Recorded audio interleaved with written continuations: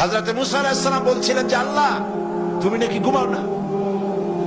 মুসা আলাইহিস সালাম তো খুব আদরের নবী, আল্লাহ পাকের খুব আদরের নবী, দারুণ আদর।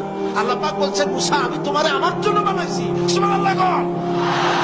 কোরআন শরীফে আছে আল্লাহ পাক বলছেন মুসা আমি তোমারে আমার জন্য বানাইছি।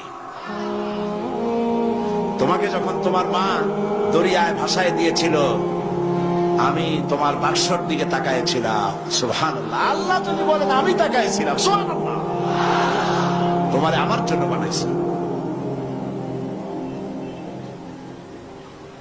সুতরাং হযরত মুসা আলাইহিস সালাম তিনি বলছেন আল্লাহ পাককে খুব আদরের নবী তো, আল্লাহ তুমি নাকি ঘুমাও না? আল্লাহ কয় তুমি বিশ্বাস করো না? হযরত মুসা আলাইহিস সালাম বললেন আল্লাহ অবশ্যই বিশ্বাস করি, তবে বুঝি না বিষয়টা কি, বুঝি না কেমনে না ঘুমাই পারে, বুঝি না। আল্লাহ আচ্ছা ঠিক আছে, তুমি যখন বিশ্বাস করছো তখন আর অসুবিধা নেই, বিশ্বাস না করলে মুসিবত ছিল। পয়গম্বর মানুষ তাকে তো বলতেই হবে বিশ্বাস করি, তবে বুঝি না। আল্লাহ কয় ঠিক আছে বিশ্বাস যখন করো আমি বুঝাই দেবো। নিয়ে আসো এক গ্লাস পানি। এক গ্লাস পানি নিয়ে আসলেন, দাঁড়ায় থাকো। মুসা আলাইহিস সালামকে আল্লাহ বললেন পানি নিয়ে দাঁড়ায় থাকো, আর ঘুমের আল্লাহ করলেন মুসারে ধর। মুসা আলাইহিস সালামের ঘুম এসে গেল। ঘুমের আমেজে হাতটা শিথিল হয়ে গ্লাসটা পড়ে ভেঙ্গে চুরমার হয়ে গেল। হযরত মুসা আলাইহিস সালাম ভয় পেয়ে গেলেন।